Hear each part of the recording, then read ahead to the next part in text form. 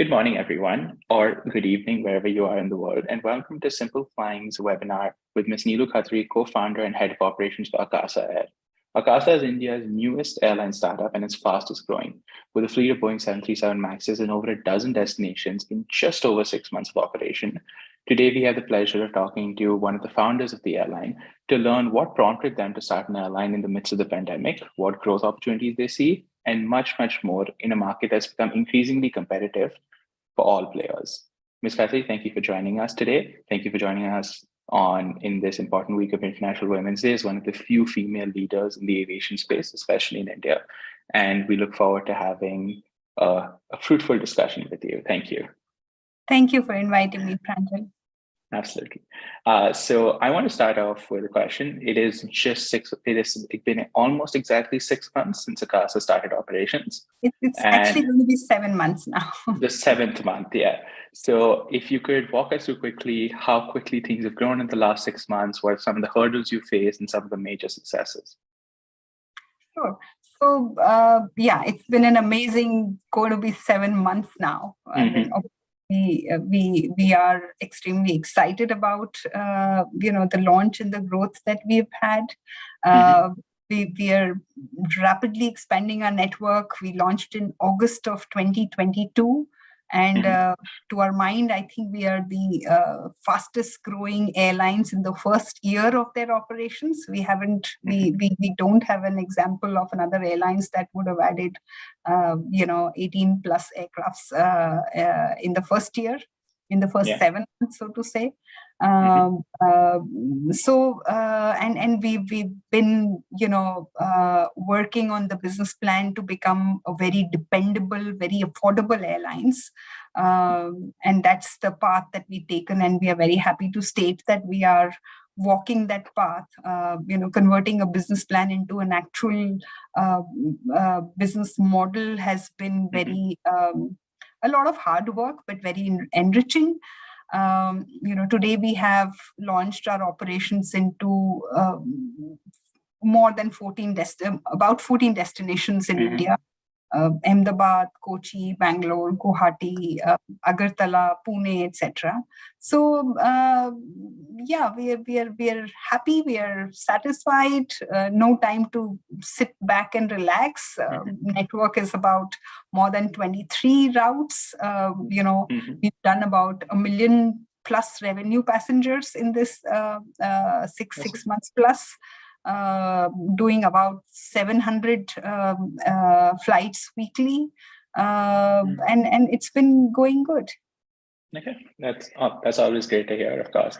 And it has been an impressive expansion in the scale of just 7 months.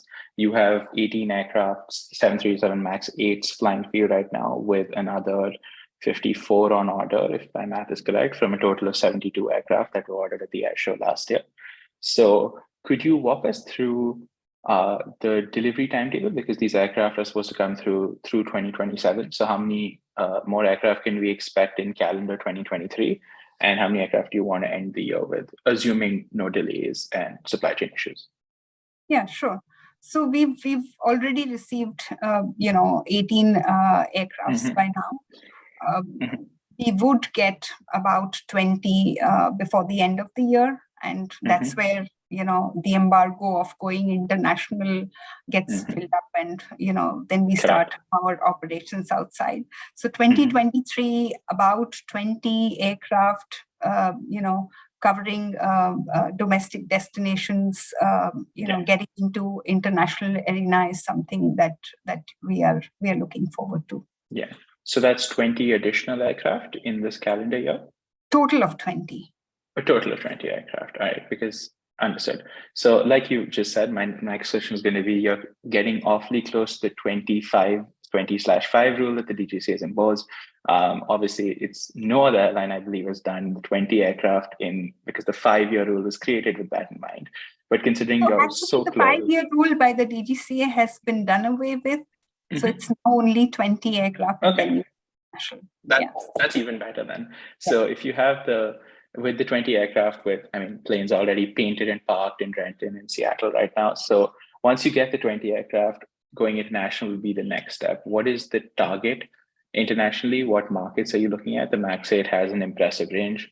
It could get you as to the edge of Asia. It could get you all the way to deep into East Asia. But what is your primary market? So, Max does about 5 to 6 hours of flying, and within that, yes, the around India, whether it's Southeast Asia, the Middle East, and all of that will be our target. Understood. So the Middle East is obviously an awfully competitive market with our homegrown carriers and several foreign carriers as well. Is there a specific market that you're targeting? Are you trying to target leisure passengers? Are you looking for pretty much anyone who'll fly? And will it be the fares that will make you the most competitive on these routes? So, as a product, we work on offering affordable, rates at the same time. A good customer experience. So doesn't mean that affordable rate means just a point A to B travel and not a good experience. And that's a fresh change that we have brought in. A good customer experience that has been really long awaited in the Indian aviation market is something that Akasa is filling the void in that industry. And we will continue the same offering for our international route as well. And we are competing in India. We are ready to compete in the global market as well. Of course, absolutely. Any potential destinations internationally you'd like to tell us, or only regions for now? Those things are being worked upon. You know that Indian aviation as an industry is a heavily regulated industry. So for anything that you do, we have to go in for different types of approvals and different types of slots, reservations in place. So all of that is being worked out right now as we speak. Yeah, absolutely. So getting back to the bread and butter, the domestic routes, Akasa's market share has creeped up to almost 3% in less than 7 months of operation. Obviously, quite an impressive figure given the scale and magnitude of the current players and the number of passengers flying, which is fast approaching pre-pandemic levels. I wanted to talk about on the 14 destinations that you've gone through, they tend to be generally tier one cities that have head-to-head competition, significant head-to-head competition in certain cases. How long will the expansion continue in these cities? And when will the tier two, tier three cities, the strategy that was originally propounded with Akasa before its founding, come into play? So I would say we are already doing tier two, tier three cities, and that's how we are, in compliance with all the regulatory aspect from the Ministry of Civil Aviation. The RDG regulation that we have. The airlines has to comply with a certain percentage on tier two and tier three. We've been complying that, and therefore, we are flying to the likes of Guwahati, Agartala, Kochi, Varanasi, all the cities across.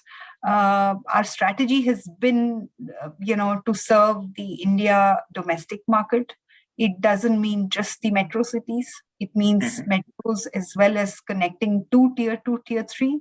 And I think we are doing a good job on it. We are very, robust on our network that we have, and we are progressing well with each aircrafts that are coming in.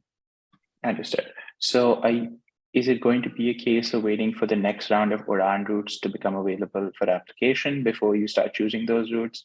And is the 737 MAX suitable for a potential expansion into smaller and smaller markets as well?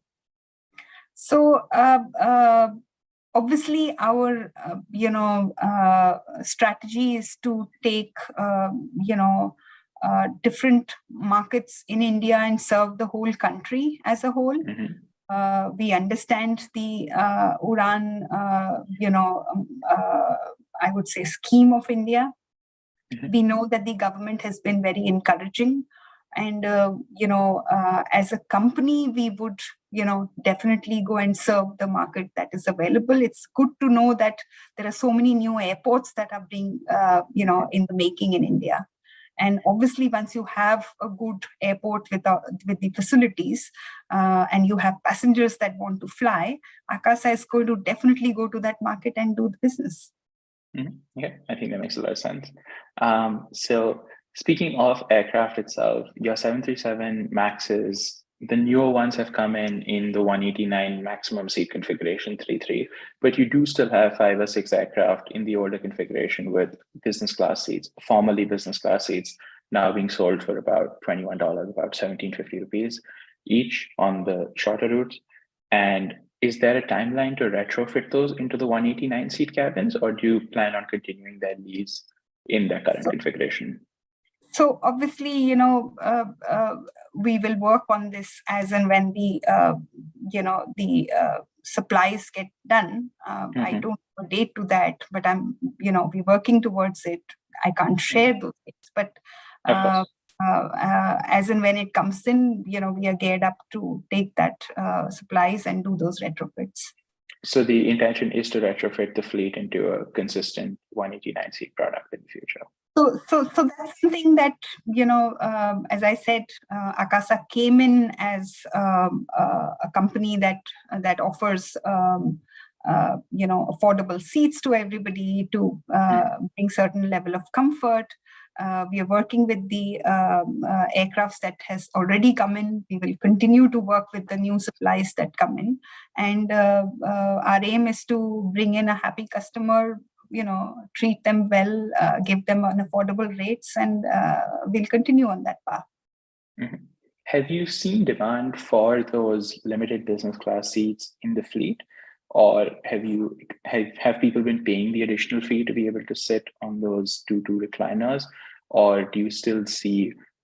So would you, for example, keep some of those for the international routes just because they're longer? People are more likely to pay higher rates for those, or do you see yourself as kind of sticking to that low-cost model of having the same seat across all your aircraft? So I think as a company, we've been, happy with the kind of passenger on board percentage that we've seen across the entire, 14 cities that we've opened up into. We will continue to work on the model that brings passenger on board, and work with our supply chain on as and when things change for us. Okay, understood. So speaking of model, of course, Akasa has chosen the low-cost model, one that's been extremely successful in India over the last decade and a half or 2 decades. You have some exceptional leaders on board who've been in this space. You have Aditya Ghosh, one of the early CEOs of Indigo. You have, of course, Mr. Vinay Dubey, who has his wealth of experience. But considering this model has been successful and there is competition, what is Akasa's strategy, or going deeper into the vision? When the airline was founded, what was the vision or the gap in market that Akasa looked to fill that other players haven't been able to until now? Sure. So you're right. How we differentiate ourselves is that the leadership team in Akasa is exceptionally professional. Vinay comes with decades of experience of working globally. He's ex-Delta. He's worked in different countries of the world. Then we have Praveen, who's the head commercial. Again, comes with a very sharp commercial knowledge. We have a strong IT leader in Anand. We have a very, very strong, I would say, marketing and branding leader in Belson. And therefore, the team that's working has always worked with a mindset that we want to create a product, which doesn't compromise on the customer experience, and yet is affordable without putting yourself into a slot of any type of airlines. And I think Vinay has been extremely passionate about one thing, and I have seen him talking about it, for the entire last couple of years, that, taking in a flight in India has always been perceived as something unaffordable, right? For the majority of population in India, 95% plus.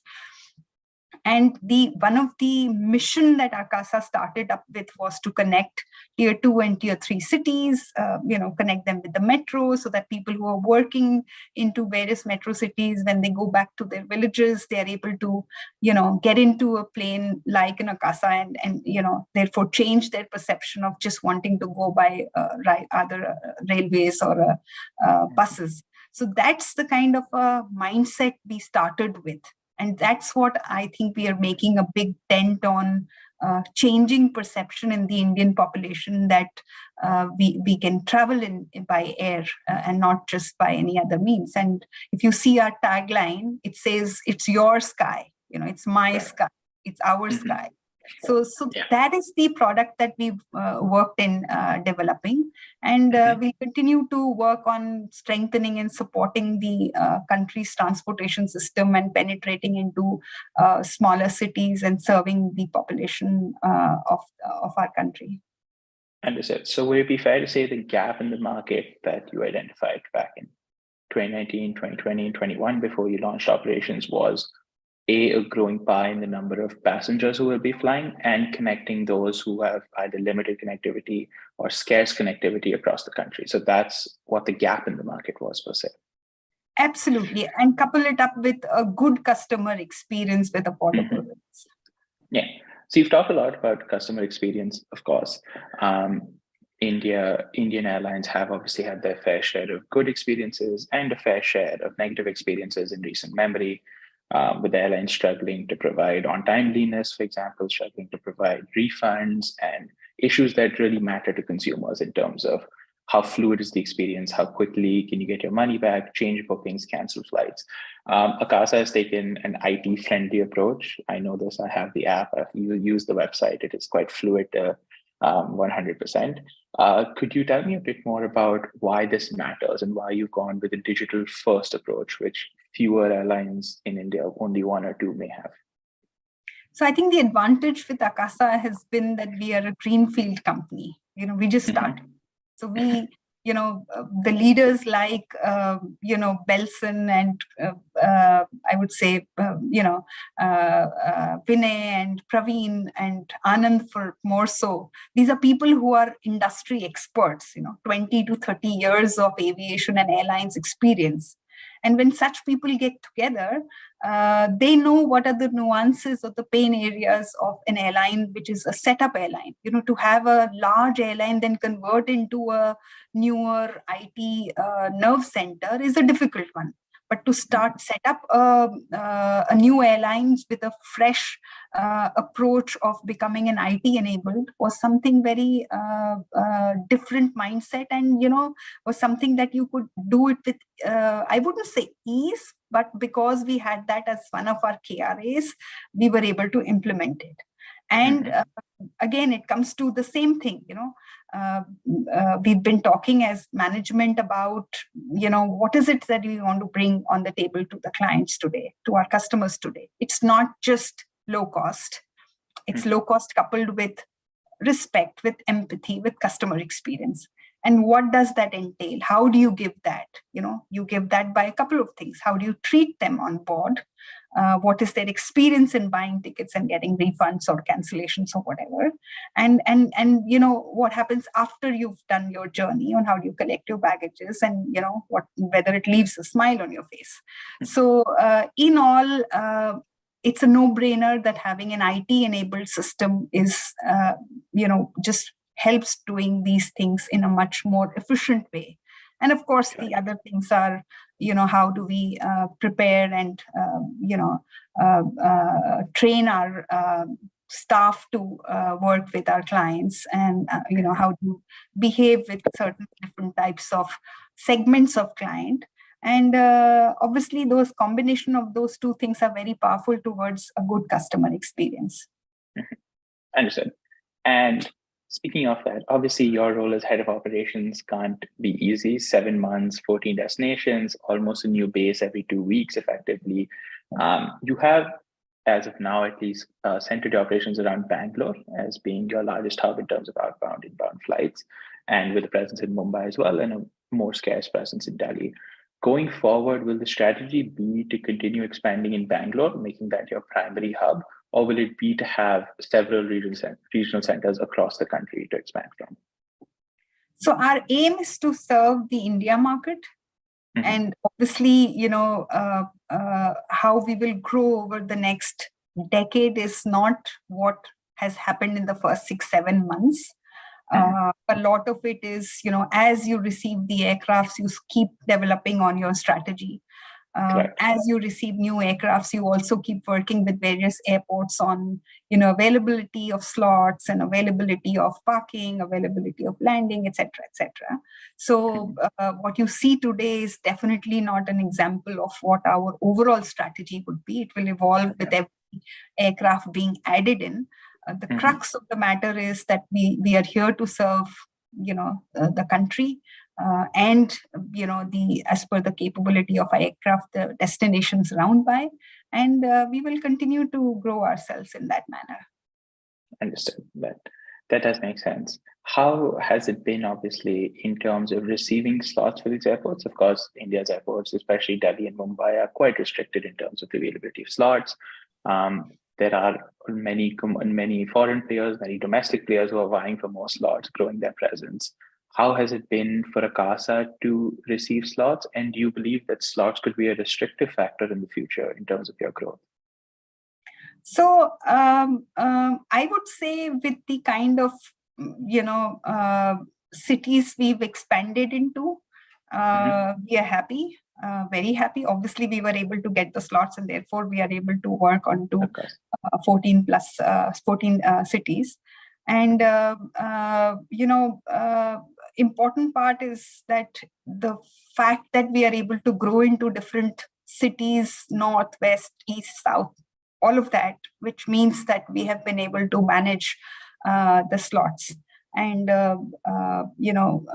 getting slots and getting different cities is something which is going to be an ongoing exercise for Akasa for every time we receive the new aircrafts, and we'll continue to work that way. At this point of time, I must say, the leadership team, including our CEO, Vinay, he's happy with what we've been able to achieve. That's always good to hear. In terms of, there is obviously the conundrum. You have secured the 72 aircraft. You've secured quite an impressive delivery schedule given the backlog of 737 MAXs around the globe. The fact you've inducted 18 aircraft in 7 months. Few customers of the MAX, since it's ungrounding, can say they've received aircraft that fast. But it brings a conundrum of adding an endless seat capacity and also adding destinations side by side, running the risk that your seat capacity will start to quickly exceed the total passenger count that you'll be able to carry. How have you factored in this dilemma? Or do you believe the destinations you serve and plan on serving will be strong enough to sustain your aircraft delivery schedule and the overall seat capacity and ASKs you'll be selling this year?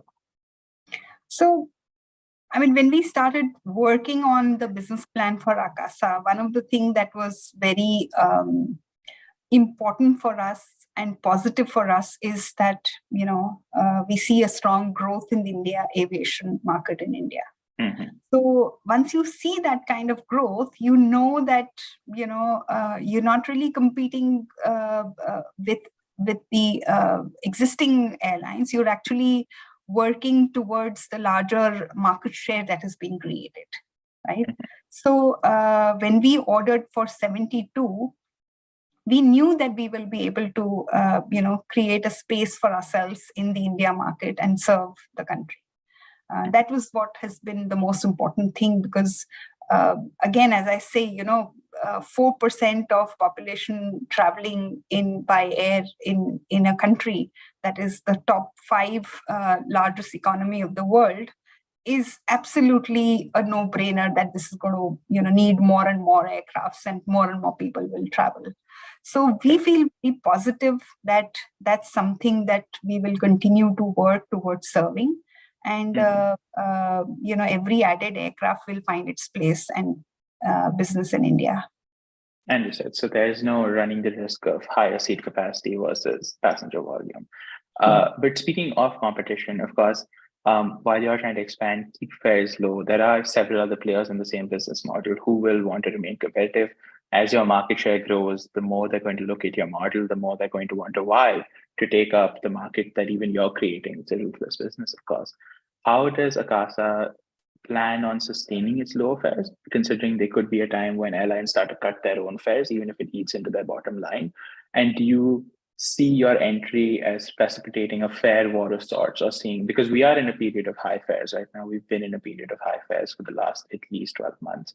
But as the market cools off and you see kind of passenger numbers leveling off, do you anticipate that there will be kind of a battle for market share in terms of prices, at least?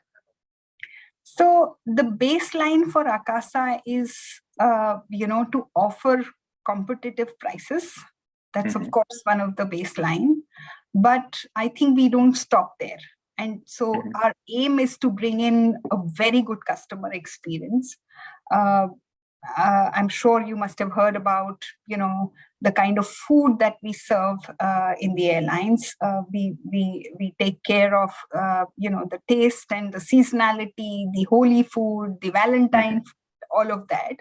So we want to work on a business model that will keep us attractive with various things that we bring on board as a total package.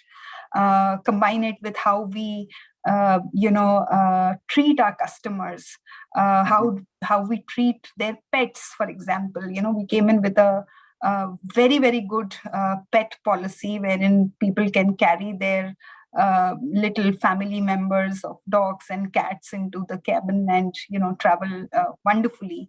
So I think these are some of the things that we've really worked very hard in thinking and implementing, and people will continue to come to us for that. Understood. So the approach is, as the market matures more, you hope to kind of differentiate from being the lowest price on the list to being a price that passengers actively seek out and are willing to go with, in terms of, because they've had a positive experience in the past, they'll be willing to select you. That in such a short period of time, we've been able to have 1 million, revenue passenger by now.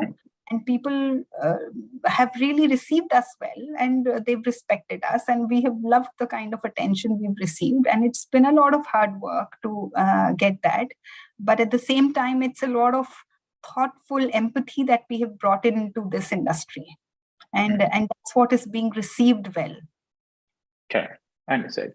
Coming back to competition again for a second, you have Indigo, obviously market leaders, over half the market. You have an ever-expanding Air India, which will soon absorb Vistara. They have AIX Connect, which is all the low-cost carriers put together.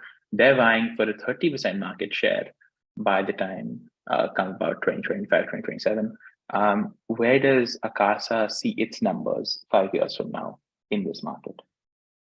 So I think, again, we're a very small company right now compared to the two names that you've just taken. But 3% is not insubstantial. It's a quite strong showing.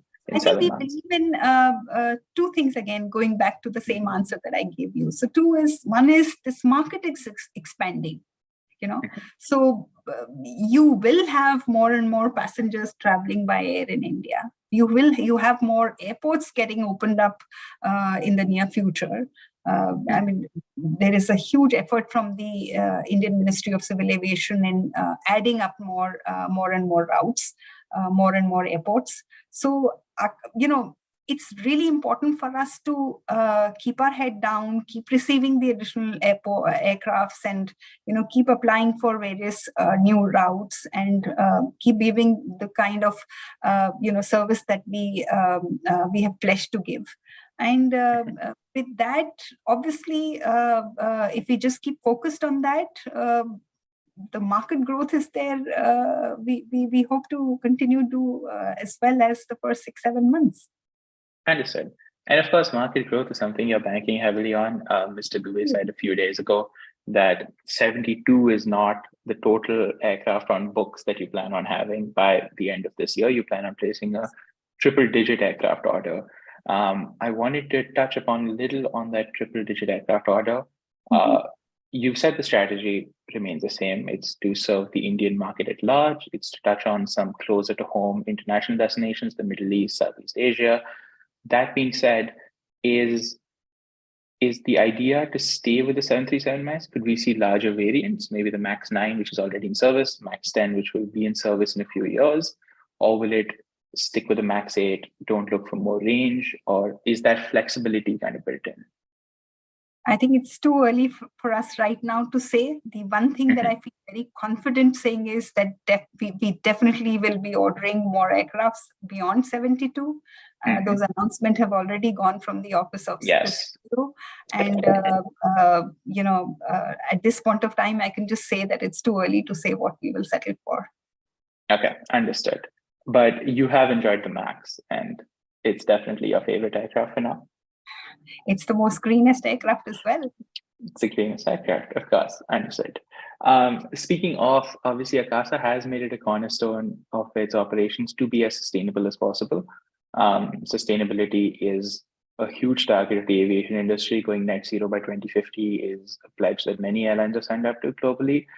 And of course, you already mentioned the MAX is one of the most efficient aircraft in the skies thanks to its compatibility.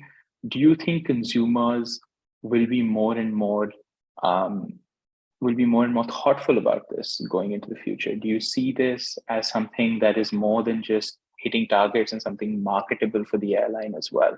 Because it's not a huge factor right now in the Indian aviation space, not the way it is in Europe at least, or the way it is in parts of North America. But could it be something that you see as being more than just a larger responsibility? So, as a company, some of the fundamental thought process that we have is that, we are an ethical group of people. We have built up a company that is based on very strong ethics, whether it's in terms of how we treat our employees or how we use our environment around, and how we run the business. So with that in mind, I think it's just a no-brainer that we will do everything that we can think of to make the organization responsible to the to the country that we live in and the air we breathe in. Whether it means bringing in the shoes that are recycled, or the crew uniform that has come out of recycled material. The food packaging that we use is also coming from different types of recyclable material. The aircraft that we are using, the engines are greener than the others comparatively. So as a bunch of leadership that is that thinks right, we will do all the right things because we think it's the responsibility of every organization to not just talk and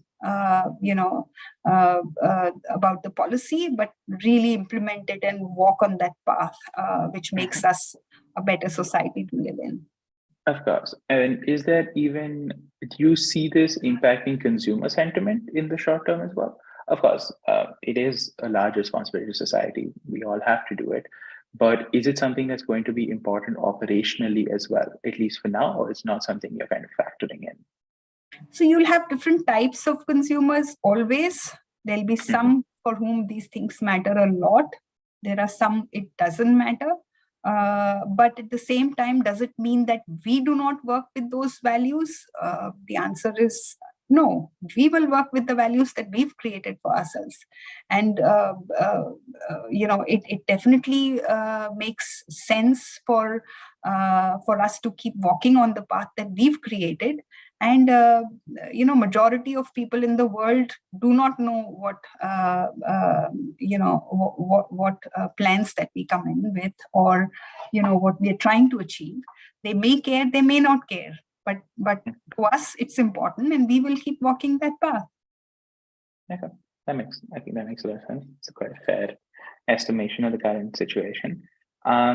So you have 72 aircraft coming through until 2027, assuming the schedule remains the same as when it was announced. You have another potential triple-digit aircraft order coming in by the end of the year, roughly. In terms of planning for all of these routes, you will have many aircraft coming in every year, of course, assuming these plans hold steady. Is there a point where you see Akasa? Do you see Akasa as becoming the market leader? Do you kind of target Akasa to be one of the biggest airlines in India, or do you target Akasa for being an airline that goes further in terms of serving smaller markets and finding the niches in the market that might be unfilled right now? So will it be more hub and spoke, or will it be more regionalized? Again, knowing that this is a highly competitive market, of course, you will have at least 3 4 years from now over 100 aircraft, possibly much more also. And you will be larger, if I'm not wrong, the fourth largest airline in the country or the fifth largest airline, depending on how the market shifts by then. Looking at that, what is the kind of 5 year vision it is? It's early, of course, 7 months in to be talking about that, but I'm sure there's a plan in place. I mean, you answered it yourself. We're too small right now. Of But I course. think we've made a good start. We're very happy with the start we've made. Very good plan with 72 already signed up, and our leadership already working on the next order, which is a 3-digit order. I think for us, it's really important to keep our head down. The values that we have created is really high. If we keep delivering on the same values, the same customer experience, the kind of product that we've designed, I think that's more important for us rather than looking at what number we will achieve or where we want to be. I think important is you've created a product, you bring consistency to the product being served in the market. It should not be what we say and deliver, cannot be two different things. And on the operations part, it's really important because having one aircraft versus having 20 aircrafts or 40 aircrafts, once the operations grow, you do experience a lot of growing pains. For example, getting the number of pilots, getting the number of engineers, getting routes, and different maintenance and flying challenges that you have. It's really important to first focus on expanding your capabilities, and once you are able to offer the same product that you have promised, obviously market share and everything else that comes will automatically come in for us. Understood. And you touched upon my next question quite aptly, in terms of when you have a growing fleet, you will also inevitably have operational challenges as well. We've had a slew of supply chain issues, obviously, ever since COVID hit almost. It's harder to find, the LEAP 1B engines that you use on your aircraft become harder to find, even components like galleys and seats, just because of what's happening in the world right now. Has Akasa been impacted by that yet? Do you see this as, again, being prohibitive, or do you think this is something that's been factored in well, at least for now? So I think the good part has been that the plan that we created, before we had our first aircraft, if you go back to some of our interviews in that period, we always talked about getting, 18 to 20 aircrafts in the first year. And we've been able to get that, right? We've talked about so many destinations to start covering with, we've been able to do that.